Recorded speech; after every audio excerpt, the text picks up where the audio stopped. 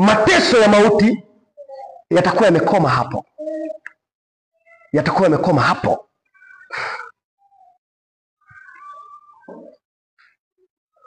Ila ni wakati tutakapovishwa mwili wa utukufu. Tutakapokuwa na mwili wa utukufu, maana hilo neno Paulo anasema hivi.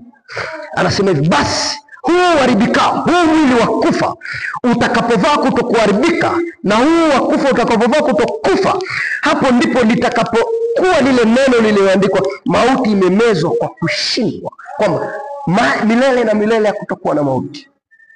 Kwa sababu tayari Kristo amekuja, na hapo tutakwenda kwenye nchi nyingine na tutatawala na Bwana. Amini millennium, tutatawala na Bwana miaka 1000.